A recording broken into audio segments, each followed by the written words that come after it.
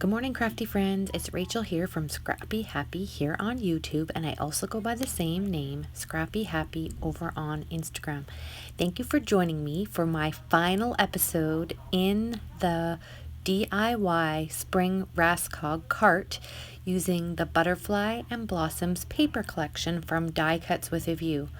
Over the past month, I have been making 3D projects and handmade DIY embellishments to fill this cart and send to a crafty friend.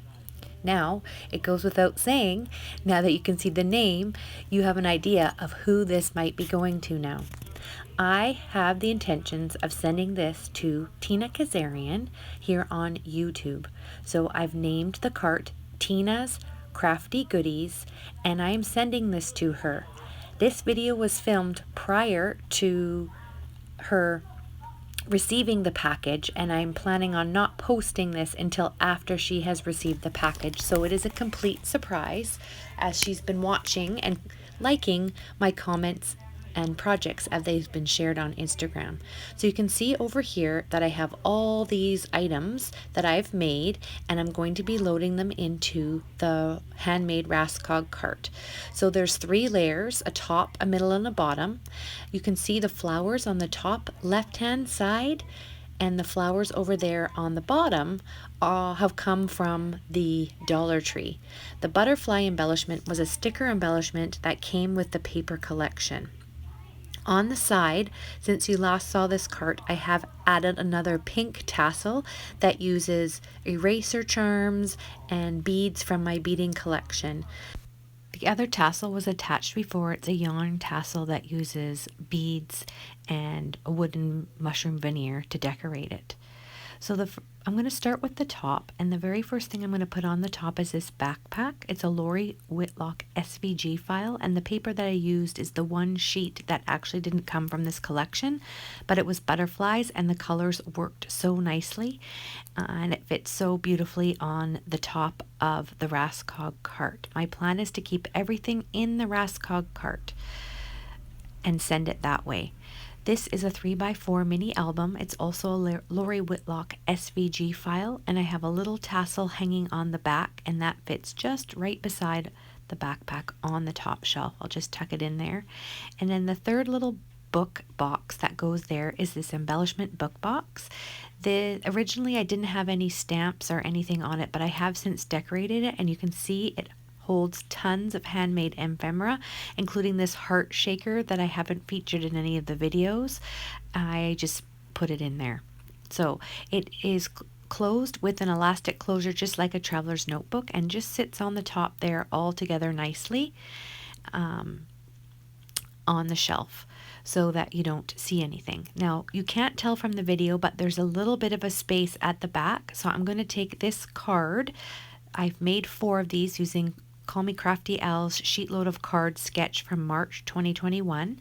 2 sheets have the pattern paper, 2 sheets have the cardstock, and those just fit right at the back perfectly in landscape position. So Tina won't see those when she opens them, but hopefully she'll see them as she begins to take everything out of the Raskog cart on the top shelf.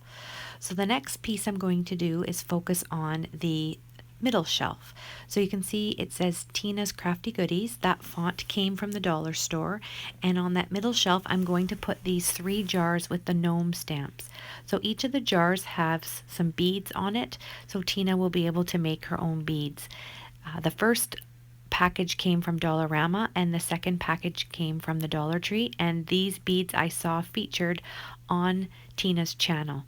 And these beads are clear, and they actually are from my grandma's stash, and I put those in there as well. I just had so many. So 3 of those just fit nicely on the right hand side. And then the next thing I'm going to put in are these little milk carton houses. So they fit perfectly, but I've also sized them to fit perfectly. That's what's so great about having a electric die cutter, is that you can size things to fit perfectly into the Raskog cart. You don't have to try and make the Raskog the items the Raskog cart fit the items. And so I'm just tucking that in there. Matilda's house and Jake's house, they have little doors, and the paper bows are made with a Stampin' Up! Punch, and inside there I have lots of foam flowers. So that's everything that's going to go onto the middle shelf, in addition to this little mini suitcase. The tutorial for this came from Christian from Christian's Crafty Adventures, and you can see again it holds a ton of handmade DIY embellishments. I'm going to just sit that in front of the milk carton houses, so you won't see that they're houses until you actually take the little suitcase out.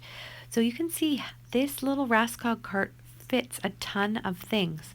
So the next thing I'm going to put in there is the mushroom house. So you can see the mushroom house has also an embellishment box that goes on the bottom. That is there so that the mushroom house gets popped up. If you didn't have that box in there, I'll just show you what it looks like. You wouldn't see the cuteness of the mushroom house. Everything's hidden. You just see the mushroom top.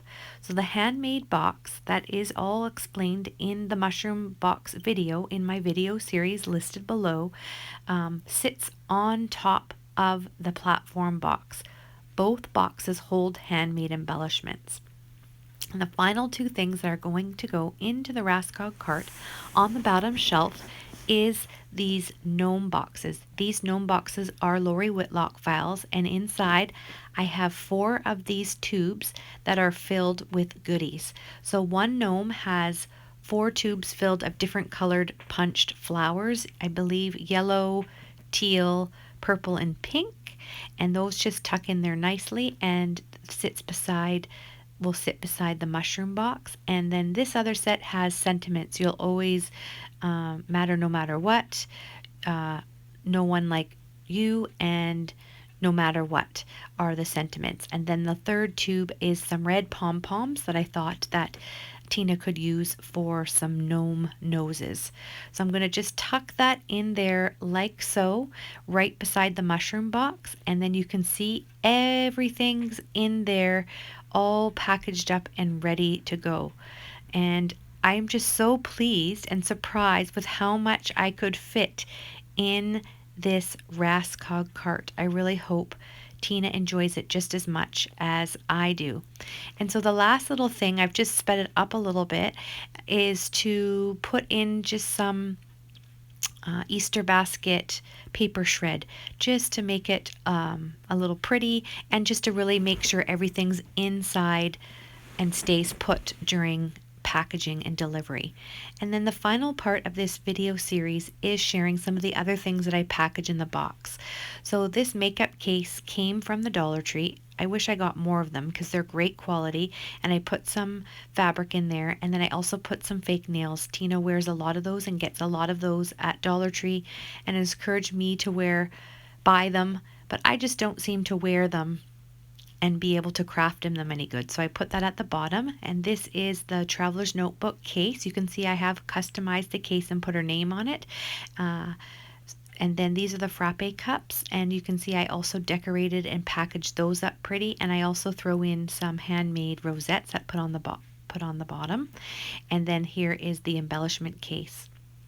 And then the final thing is the Raskog cart that I've all wrapped up with bubble tape. And you can see that everything is in there, and it fits perfectly and snugly into the box. And then I'm going to cover it with tissue paper, and so it's really snug. And then just to make it a little bit snugger, if the snugger's a word, I've put some tissue paper in there to hold it from sliding around, and also so just stuck that down there, and then you can see there I'm sticking it down, and then just covering up the package with some pretty tissue paper, and then just put some shred on top and some sequin mix just to really make it pop when she opens the package. So I just sprinkled some gold sequins and a few flowered ones, and it will just have a big surprise pop, because I saw in one of Tina's recent videos that she is just feeling down because she can't have the same visitors, and I'm really hoping that this happy mail